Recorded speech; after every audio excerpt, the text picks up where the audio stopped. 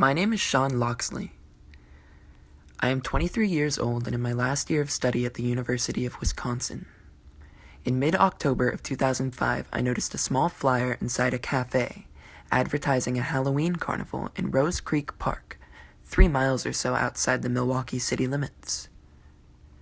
My friends and I were looking for something to do on Halloween night, so we decided to go to the carnival for some cheap thrills. There were 3 of us that night. Me and my friends Darcy Kerr and Jack Lear. We were all pre-med students at the university. We had a few beers at my apartment on campus, and then we set out for the carnival. But we wound up not getting there until almost 10 o'clock. Some of the lights had been turned off in the park, and there weren't that many people milling around anymore. There was a haunted house for small kids, another one for more mature kids, and a haunted trail leading off into the woods. The trail was what had made me want to come to the carnival, because I knew Rose Creek Park went so far and so deep into the woods that it was guaranteed to be creepy, even though all it would certainly be was a bunch of fake tombstones and lurking zombies and vampires that leapt on cue from behind trees. But it looked like we were too late for the haunted house and the trail. We bought some cider, and no new hay trucks came along to take us down it. And no one else had gotten in line. It was about 10:15 when one of the employees of the carnival told us it was pretty much over already, which meant Halloween itself was done. We were disappointed, but not too terribly so. We started discussing where we should go to drink. The spooky sound effects CD that had been playing over some loudspeakers stopped, and it seemed like everyone was just about gone. It was very dark in the park by then. The lights had been dimmed all over. Just as we were about to leave for good, a horse-drawn carriage came clanking up to us from across the field in front of the woods. The carriage was driven by a tall man in a top hat. He stopped his horse and stepped down from his seat, removing his hat. The man had long, stringy hair that had thinned in several places, and he seemed about 60 years old. He smiled at us, and we saw that his face had been heavily robed. He wore a top hat with a white shirt underneath it, and garish bright blue pants. On his feet were old white sneakers. Nothing about the man matched. He greeted us expansively and offered us a ride down the trail, the very last of the night. We were initially tempted, but one of us by that time wasn't thinking more about heading off to the bar. Jack was still excited about the trail. He was 21 years old. He wanted to go on the trip, preferably alone, so we could get the maximum scare, I remember him saying. We just laughed at him as he climbed into the back of the rickety carriage. Without asking for payment, the coachman tipped his hat at us, donned it, and got back up behind the white horse. He got the horse moving with a gentle nudge. The carriage slowly turned around towards the north and moved across the field. Jack leaned out and waved at us. He said he would meet us at 4 Providence Bar in about 45 minutes. The carriage bumped along across the field and entered the trail that led into the woods. Then we went on our way. An hour and a half later, we were firmly ensconced at 4 Providences, and we had begun to worry a little. When 2 hours had passed, we left the bar and walked back to the park. By now, the area where the carnival was being staged was virtually deserted, except for a few straggling workers. The next morning, the haunted house and other attractions would be removed. Darcy and I stood at the place where we had last seen our friend and saw nothing that hinted at his whereabouts. Our cell phones had no messages. We waited there for another full half hour before we returned to the bar. No sign of Jack. We went back to the park. It was now a little past 2 in the morning. Everyone was gone. The area was lightless. Darcy and I walked across the open field in front of the woods and stood at the head of the haunted trail. We could see fake tombstones marching off into the darkness. We decided to walk the trail. The atmosphere as we went was more than unsettling. Rose Creek Park is not the most dangerous after dark location in Milwaukee, but there has been plenty of crime in the past. We walked the full half-mile of the haunted trail past artificial spider webs strung in the trees and a row of hanged dummies dangling from ropes, which were just silhouettes in the moonlight now. We called out for Jack, but no answers came. When we came out on the other end of the trail, and a residential street called Hortus Avenue, we went right to the police. But we never saw Jack again. The police conducted a thorough search for him, covering every inch of the trail and the most of Rose Creek Park. No evidence of his presence or a mysterious coachman was found. More mysterious still was the fact that the operators of the Halloween carnival claimed they had never hired any coachman with a carriage to take anyone down the ghostly trail. They operated 3 open hay trucks, and that was it. The coachman had been an interloper, but no one else could remember having seen him or his horse or his carriage, and no track marks suggested a carriage ride were found along the trail. 2 months after Jack's disappearance, Darcy called me at home because something else was greatly disturbing her. Her memories of the night we lost our friend had been undergoing a slow, strange metamorphosis. Little by little, she had been losing her recollection of the mysterious coachman in her mind. She could only see Jack insisting that he could catch the last hay truck of the night if he ran down the trail. He was saying he wanted to make a run for it because he had seen the truck get onto the trail just as the employee from the fair told us we'd missed it. Darcy now had vivid memories of Jack running across the field a little drunkenly, intent on getting on that hay truck. I was bewildered by this.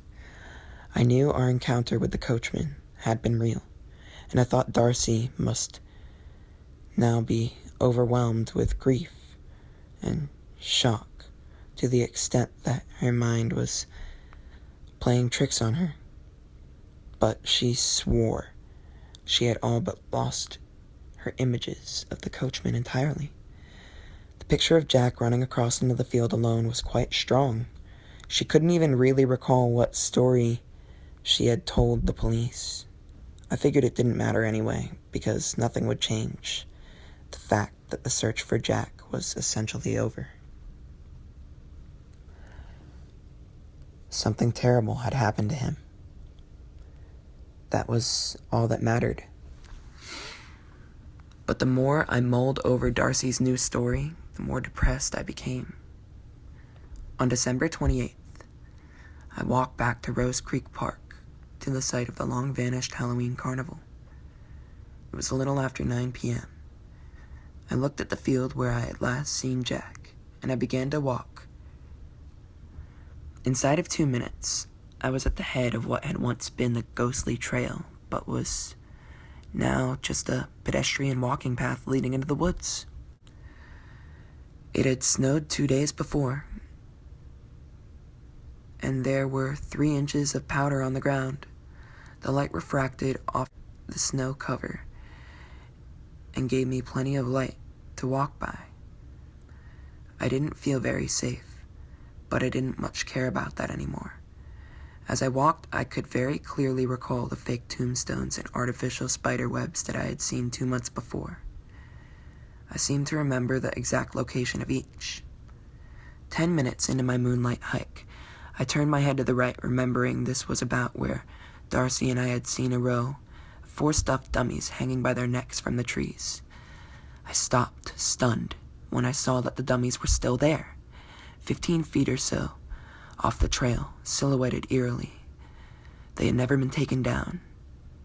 A chill went through my spine. It was only 20 degrees outside, but I felt much colder than that. I stood staring at the effigies, unable to go on.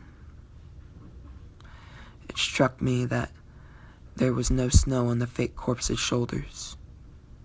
There should have been if they'd been hanging there longer than 2 days, and even drenched in shadow, they seemed much more realistic than they had seemed before. I took a few steps off the trail to get a closer look. There was no question that these corpses were different somehow. They were not merely husks stuffed with hay and paper. They looked very much like actual dead bodies. I was about to step even closer to them when I heard the clomping of a horse's hooves on the path behind me. I turned and saw a carriage moving my way. At that point, my mind and body locked up almost entirely to the point where a scream was impossible. Running, more impossible still. I could see little bits of snow kicked up when the horse trotted forward, and when the wind rose, its mane blew partially over its eyes. The coachman sitting above him was nothing but a dark shape. The carriage came up to me and stopped. The horse turned its head towards me, and then quickly looked away, disinterested. The coachman climbed down slowly from his perch. It was the man who had taken our friend away on Halloween.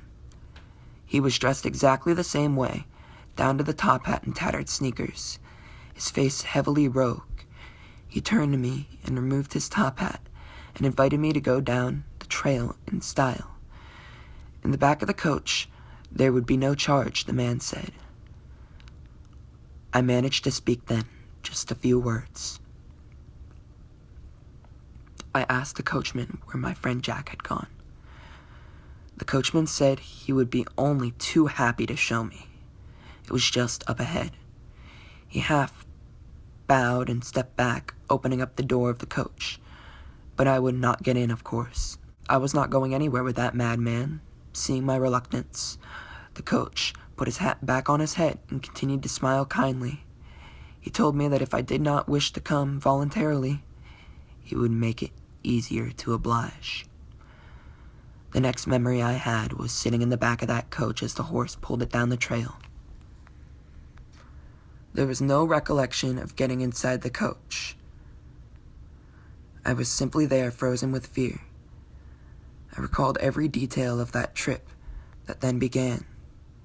The snow on the ground, the moon hidden by the clouds above them, the way my breath plumed in front of my face, the sound patterns of the horse's hooves on the path. I saw that the mock tombstones were back, and now there were far more bodies hanging from the trees, some of them hanging from heights that seemed impossible. Once or twice as we went, I had to crane my neck upwards to see a body hanging from a branch almost 100 feet in the air. So high up I could see no detail. Each body I saw was different. None showed any signs of carnival fakery. Some of them seemed to be children. And the tombstones themselves became more and more realistic as we went, doubling in number, then tripling, until it seemed like we were not even traveling through Rose Creek Park anymore, but rather a large wooded cemetery. The tombstones varied in size, and soon large, silent tombs appeared in the woods. I tried to read the names on the stones and tombs, but it was too dark to make out more than a few. The thought of leaping from the carriage did not even occur to me. My mind was in an absolute fog of terror, in the same state as someone in a dream in which voluntarily action is impossible. The worst moment for me before the coach stopped came when I saw the glare of the distant car headlights through the trees, confirming that I really was still in Rose Creek Park, and reality was only a quarter-mile away but unreachable. The horse eventually stopped in its tracks, and the carriage creaked as the driver stepped down. He opened the door and motioned in his sickly, gallant way for me to step out. I did. We were in a large field that I did not remember from my first walk down the trail on Halloween night. This one stretched as far as the eye could see. The city wasn't there on the horizon, as it should have been. The coachman told me to take my time, get a good look. He was in no hurry, and this journey was meant only to please his customer. What I beheld in that field was a sprawling, unthinkable, massive pile of human bodies. An accumulation of corpses suggesting some sort of secret genocide. The pile rose 20 feet off the ground in places. There must have been thousands of dead bodies there, and very few of them were still intact. I could see even through the dark that there had been an effort to at least partially dismember virtually all of them. They had been hacked at, cut up. I saw stray arms and legs in the bloody snow just a few yards from where I stood. I saw what looked like a collection of fingers lying on the ground, grouped together with a rubber band. An empty soda bottle lay nearby. The coachman spoke to me. He said that the city around us was a violent place, one that killed and killed and killed, and he couldn't keep up with all of it. He had to chop up the bodies into bits to make room. But every night, there were 2 or 3 more. The people in the city never stopped killing. Even as he said these words, his smile remained, never wavering, as if he were incapable of any other expression but that vacant grin. The coachman told me that my friend Jack had wandered off into the woods, where a junkie stabbed him many times and tried to hide him. He said the police would find him nearby if they really looked. The coachman lifted his right arm and pointed off to the east, then asked if he could put the body on the pile with the rest. I tried not to look at the man. I squeezed my eyes shut then, determined never to open them again. I heard the coachman's last few words. "Good night, friend. Use caution in these parts. And happy Halloween." There was the sound of the coachman getting up onto the carriage again. The horse began to move. I heard it clomping away, and the carriage rattling. The sound slowly began to fade as it made its way back down the trail. In a minute or so, it was almost gone. I opened my eyes. I saw the carriage as a tiny dot moving deeper into the woods. When I turned around, there was no field in front of me. It was just the end of one of many walking trails in Rose Creek Park, the one I remembered from October 31st. I soon emerged from it and found myself just outside the city again. I sat down on a curb and wept. Eventually, I found a cab to take me home.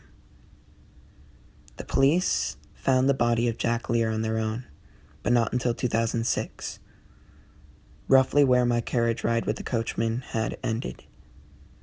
Jack's body wasn't entirely decomposed by then. Foul play was obvious. There was 12 stab wounds in his chest.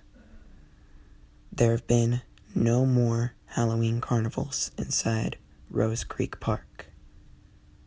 My memories of the night I last saw Jack continue to this day, to play out with an unexpected invitation from the coachman to take one last ride down the trail. Darcy only remembers our lost friend making a dash for a hay truck that could never be reached.